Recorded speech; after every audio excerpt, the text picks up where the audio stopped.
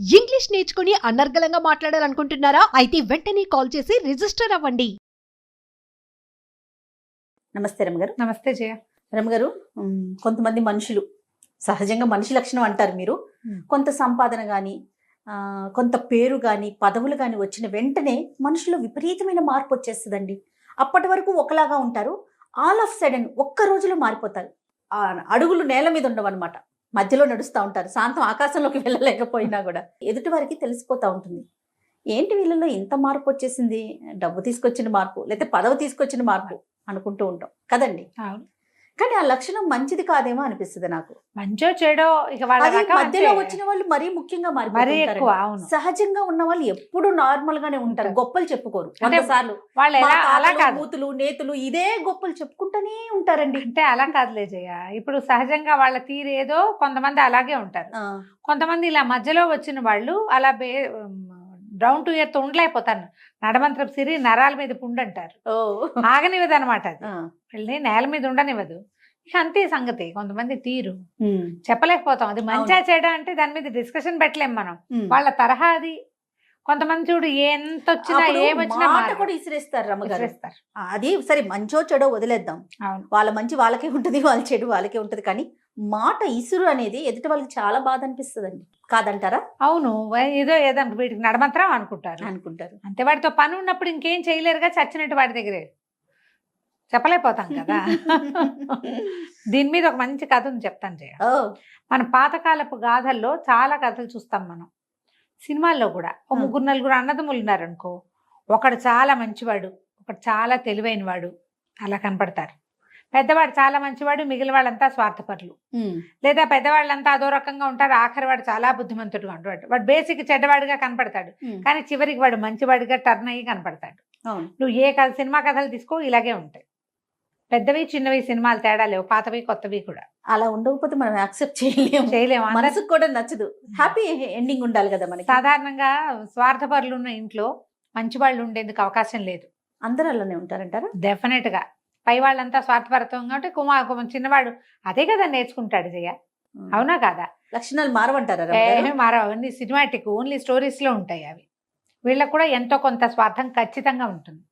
పెద్దవాళ్ళందరూ మంచివాళ్ళు అనుకో, చిన్న పొన్న స్వార్థపరత్వాలున్నా కొంత మంచితనం అలవాటు అవుతుంది. చూడు, అలవాటు అవుతుంది. ఆ అలవాటు ప్రకారం మంచితనం ఉంటుంది. ఓకే. ఈ స్వార్థపరత్వాలు, చెడ్డతనాలు, సొంతం చూసుకోవటాలు, సెల్ఫిష్ గా ఉండటాలు, బేసిక్ థింగ్స్ అవి ఇళ్లలో ఉన్నాయి అంటే పిల్లలకి వచ్చేస్తాయి ఆటోమేటిక్ గా. చాలా కష్టం అవి పోగొట్టుకోవాలని కూడా అనుకోరు. ఇది చెడ్డది, ఇది పోగొట్టుకోవాలని భావించరు కూడా.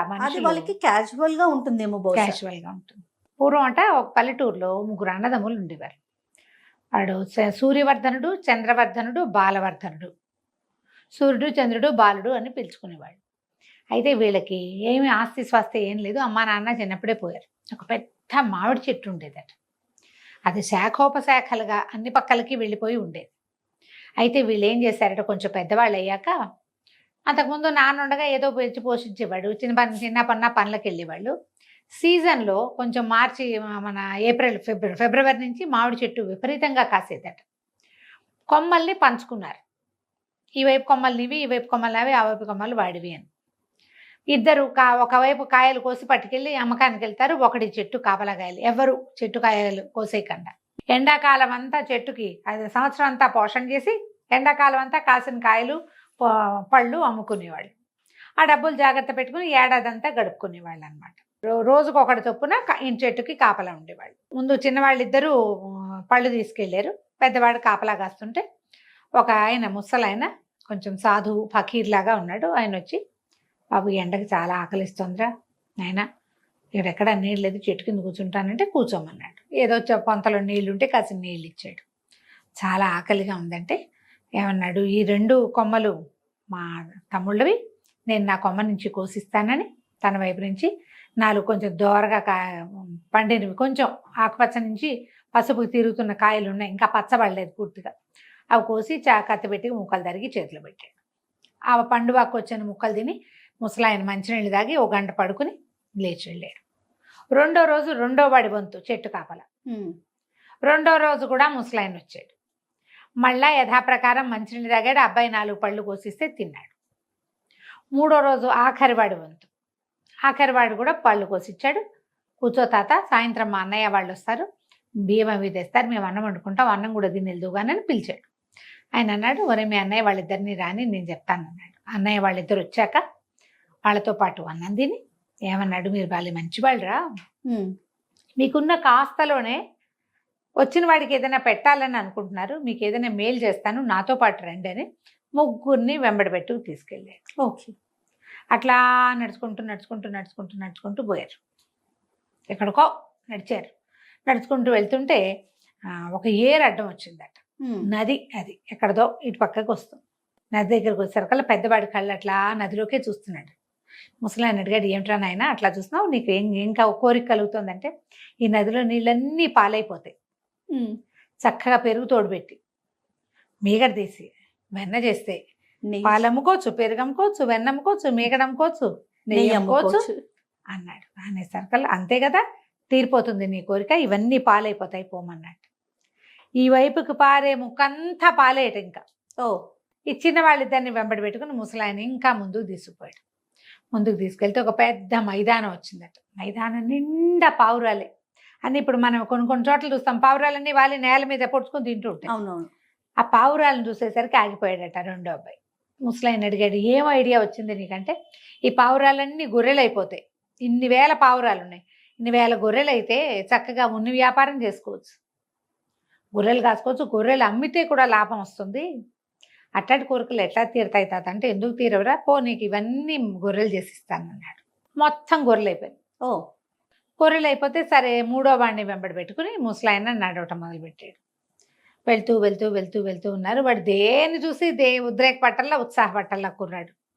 ఆయన అన్నాడు, ఎరా ఎంత నడిచినా ఏ కోరికలు పుట్టబెంటరా మీ అన్నయ్యలాగా, నీకంటే నా కోరిక తీరే కోరిక కాదు, రాజుగారి పట్టపు రాజుగారి కూతుర్ని పెళ్లి చేసుకోవాలని ఉంది నాకు, ఒక మాట ఎప్పుడో చూశాను, ఇవన్నీ ఏముంది అవే వస్తాయి అనేసరికి ఈయన అన్నాడు, అంతే కదా, రాజు కూతుర్ని పెళ్లి చేసుకోవాలి, నీ సులువుగా నీ పని అయిపోతుందని చెప్పాడు.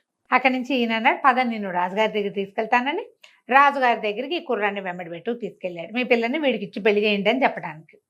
అయితే అక్కడ ఆల్రెడీ ఇద్దరు పెళ్లి కొడుకులు సిద్ధంగా ఉన్నారు. రాకుమారిని పెళ్లి చేసుకోవడానికి వచ్చింది వాళ్ళు. రాజు అన్నాడు, నువ్వు గొప్ప సన్యాసివి, చాలా గొప్పవాడి, నువ్వు తెచ్చిన కుర్రాన్ని నేను కన్సిడర్ చేయవలసిందే, కాకపోతే ఇంకో ఇద్దరు ఉన్నారు కదా, ముగ్గురు, ఈ ముగ్గురులో ఎవరో మంచి పెళ్లి కొడుకు మీరే నిర్ణయించండి అన్నాడు. ఈయన అన్నాడు, సరే అమ్మాయికి ఒకసారి చూపిద్దాం, ముందు వీళ్ళ ముగ్గురు నేను చూపించారు. చూపించాక 3 గులాబీ మొక్కలు తెప్పించాను, 3 మీద ముగ్గురు పేర్లు రాద్దాం, చెట్టుకో చీటీ కడదాం, దానికి పేరు ఉంటుంది. ఆ చెట్లని రాకుమారితోటి పాత పెట్టించండి, రేపు ఉదయం ఏ చెట్టు పువ్వు పూస్తుందో వాడికి ఈ అమ్మాయి నుంచి పెళ్లి చేయాలి, అప్పుడు అమ్మాయి జీవితం బాగుంటుంది. రాజుగారికి ఏంటంటే తనకంటే పెద్దవాడికి పెళ్లి చేసే ఉద్దేశం లేదు, కూతుర్ని ఇవ్వడం ఇష్టం లేదు, ఎవరో ఒకడు కొంచెం యోగ్యుడైన వాడికి ఇచ్చి రాజ్యానికి రాజు అవుతాడు వాడు. ఓకే. సరే ఏమైంది, 3 గులాబీ చెట్లు తెప్పించారు, రాజకుమారితోటి ముగ్గురు పేర్లు రాయించి కట్టించారు, తర్వాత గొప్పలు తవ్వి రాజకుమారితోటి మొక్కలు నాటిపించారు. తెల్లవారేసరికల్లా ఈ సన్యాసి గారి మహత్యంతో ఈ బాలవర్ధనుడు ఉన్నాడు కదా, అతను పేరు రాసున్న చెట్టుకి గులాబీ పువ్వు పూస్తుంది. రాజుగారు ఒప్పుకుని బాలవర్ధనుడికి ఇచ్చి పెళ్లి చేశారు. అయితే ఆ రాజ్యంలో రూల్ ఏంటంటే, ఇట్లా కొత్తగా పెళ్ళయి రేపొద్దున రాజ్యానికి రావాల్సిన వాళ్ళు 5 సంవత్సరాలు అడవిలో బతకాలి. ఒక ఇల్లు కట్టించి ఇస్తారు, కందమూలాలు తవ్వుకుంటూ అడవిలో జంతువులను వేటాడుకుంటూ ఏదైనా చేసుకుంటే వ్యవసాయాన్ని ఓపిక కొద్దీ చేసుకోవచ్చు. రాజకుమారుడు రాజకుమార్తె వాళ్ళిద్దరే ఉండాలి, అదే భార్యాభర్త. వీళ్ళని అడవికి పంపేశారు పెళ్ళైన 16వ రోజున. సరే కొంతకాలం గడిచిన తర్వాత ఈ ముసలాయన ఏం చేశాడు, ఈ ఫకీర్ గారు మా పెద్దవాడి దగ్గరికి వెళ్ళాడు. అక్కడ మంచి బ్రహ్మాండంగా ఉంది బిజినెస్, మామూలుగా లేదు వ్యవహారం. పాలు కాచేవాళ్ళు కాస్తున్నారు, తోళ్ళు పెట్టేవాళ్ళు పెడుతున్నారు, మజ్జిగలు జిలికేవాళ్ళు, వెన్నలు తీసేవాళ్ళు, నెయ్యి కాగబెట్టేవాళ్ళు, ఆ నేతిని డబ్బాల్లో పోసి అమ్మేవాళ్ళు, బోల్డని బళ్ళు, వ్యవహారం. ఎంత డబ్బు వచ్చిందో అంత డబ్బే అక్కడ. ఈ వస్తువులన్నిటితో పాటు పాలు బై ప్రోడక్ట్స్తో పాటు డబ్బు. సరే నేం చేశాడు, అందరినీ పలకరించుకుంటూ పోయి ఆ పెద్దవాడైనటువంటి సూర్యవర్ధనుడిని, ఏరా నాయనా బాగున్నావా ఏమిటి అనేసరికల్లా, ఓ బ్రహ్మాండంగా ఉన్నాను, చాలా బిజీగా ఉన్నాను, ఇప్పుడు నీతో మాట్లాడలేను అన్నాడు. నా మాతో మాట్లాడదురా, 4 చెంబులు మజ్జిగ ఇప్పించు, చిక్కటిది మజ్జిగ తాగాలని ఉందన్నాడు. అనేసరికల్లా వీడన్నాడు, మజ్జిగ ఎక్కడ ఉంటుంది, ఏముండదు, అంతా బయటికి వెళ్ళిపోతుంది, మజ్జిగ అంతా బయటికి వెళ్ళిపోతుంది, పైగా చిక్కటి మజ్జిగ అసలు దొరకదు, ఇప్పుడు చేయి ఖాళీ లేదు, నువ్వు పైకి వెళ్ళిరా, ఖాళీయే లేదు మాకు అనేసరికల్లా ఈయన అన్నాడు, అదేమిటి ఈ పాలది ఎక్కడి నుంచి వచ్చింది? అతనే కదా ఇప్పించింది. నువ్వు అంత ఆగలేనితనం వచ్చిందా నీకు అంటే, ఇందులో ఆగలేనితనం ఏముంది? మజ్జిగ ముంతలతోటి తీసి ఇక్కడ పెట్టాం, కుండలతోటి చేస్తాం, కుండ బయటికి వెళ్ళిపోతుంది అమ్మకానికి. మజ్జిగ చేస్తారు, వెన్న తీసేస్తారు, మజ్జిగ అమ్మకానికి వెళ్ళిపోతుంది. నీకోసం ఒక చెందగిన్నెడు యువతలు పెడితే అప్పుడు ఏదైనా 4 ముంతలు ఇవ్వగలను, నా వల్ల కాదు, అవన్నీ ఇవ్వలేను నేను, నాకు పైగా చేయి ఖాళీ లేదు, నువ్వు వెళ్ళిరామనగానే ముసలాయన అన్నాడు, నీకు ఆగలేనితనం వచ్చేసిందిరా, నువ్వు హాయిగా నువ్వు మామిడి చెట్టు కాపలా కాసుకుని కాయలు కోసుకునే రోజుల్లోనే మంచివాడివిగా ఉన్నావు, నువ్వు అక్కడికే వెళ్ళిపోని కమండలం నుంచి నీళ్లు తీసి చల్లాడు. చల్లంగానే పాలు లేవు, పాలకడలి లేదు, మజ్జిగ లేదు, కుండలు లేవు, మనుషులు లేరు, ఏమీ లేదు, సమస్తం వెనక్కి వెళ్ళిపోయింది. మామిడి చెట్టు దగ్గర ప్రత్యక్షం అయిపోయాడు పెద్దవాడు. అయిపోయింది. ఈయన రెండో వాడి దగ్గరికి నడిచి వెళ్ళాడు. వెళ్ళేసరికి రెండో వాడు చాలా ఉత్సాహంగా ఉన్నాడు. గొర్రెలు మామూలుగా ఎడారి నిండా ఉన్నాయి కదా, ఆ మైదానం నిండా దానికి త్రిబులైనాయి. గొర్రెలు ఊరుకుంటాయి ఏమంటే, ఏడాదికో 2 ఏళ్ళకో పిల్లల్ని పెట్టవు, ఎన్ని గొర్రెలో. మంచి ఉన్ని తీసేవాళ్ళు, నేసేవాళ్ళు, కంబళ్ళు నేస్తున్నారు అక్కడ. కంబళ్ళు నేసి పై దేశాలకు కూడా పంపిస్తున్నట్టు వాడు. పంపిస్తుంటే ఈయన వెళ్ళి, ఎవరే చలికి ఆగలేకపోతున్నాను నాయన, ఒక కంబళి ఇప్పించు నాకు అని అడిగాడు. అడిగేసరికల్లా ఇతను అన్నాడు, కంబళి కాదు, చిన్న ముక్క కూడా ఇవ్వలేను, ఎందుకంటే ఇవన్నీ బయటికి వెళ్ళిపోయేవి, ఇందులో నుంచి ఒకటి తీస్తే లెక్క తగ్గిపోతుంది, 100 ఇస్తామన్నా 100 ఒకటి తీసామనుకో 99 అవుతుంది, కాబట్టి ఇప్పుడు ఏం కుదరదు, రేపో మాపో కనపడు, కొంచెం గొర్రెబొచ్చు ఇప్పిస్తా, ఎక్కడే నేర్చుకోను, మా దగ్గర కుదరదు, మాదంతా ఎక్స్పోర్ట్ క్వాలిటీ, చిన్న పనులు చెయ్యం మేమన్నాడు. పాత కంబళి ముక్క కూడా ఇవ్వాల ఆయనకి.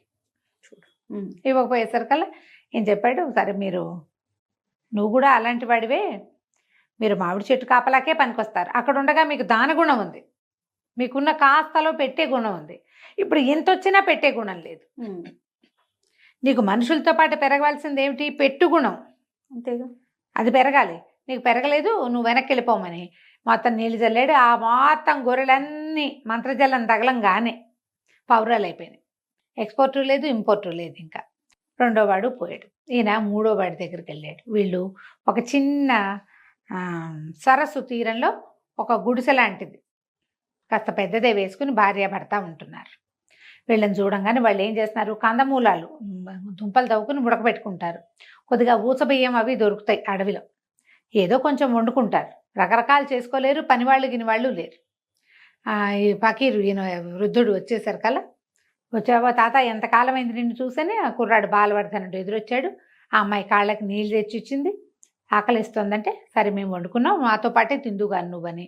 ఇక మళ్ళీ వండల, వాళ్ళ దాంట్లోనే చెరుకో సగము పెట్టి ఈయనకి కాళ్ళు విసుగుతూ పక్కన కూర్చున్నారు. ఈయన అన్నాడు, నువ్వు మారలేదురా, రాజుగారి కూతురు నీ భార్య అయినా మారలా, ఇంకొక సంవత్సరం గడిస్తే నువ్వు ఇక్కడి నుంచి వెళ్ళి రాజు అవుతావు, రాజు అయిపోతున్నానన్న ఉత్సాహం వచ్చినా నువ్వు మారలేదు, మార్పు లేని వాడివి నువ్వు ఒకడివే. మీ అన్నలిద్దరికీ మార్పు వచ్చేసింది, మార్పు వచ్చిన వాడు ఏదో ఒక రోజు తన ఒరిజినల్ ప్లేస్కి వెళ్ళిపోతాడు వెనక్కి, లేదా జనాల దృష్టిలో దిగజారిపోతాడు. డబ్బులు పోకపోవచ్చు, వాడి కర్మవశాత్తు డబ్బు ఉండొచ్చు కానీ విలువ ఉండదు. వాళ్ళు డబ్బులు పోగొట్టుకున్నారు, విలువ పోగొట్టుకున్నారు. సాధారణంగా మన దగ్గర ఏమవుతుంది, డబ్బేం పోగొట్టుకోరు, నడమంత్రం వచ్చిన వాళ్ళకి డబ్బులు గిబ్బులు పోవు, కానీ ప్రజల దృష్టిలో విలువని కోల్పోతారు, ప్రేమ ఆదరణ తగ్గిపోతుంది.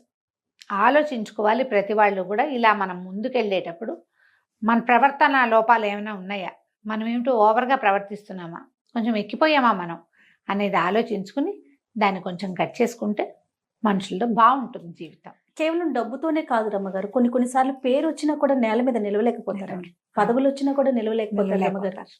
అస్సలు అంటే అసలు ఇప్పుడు నీకు పేరుతో పాటు పదవితో పాటు ఆటోమేటిక్ గా డబ్బు వస్తుంది, పేరు నిలవనివ్వదు.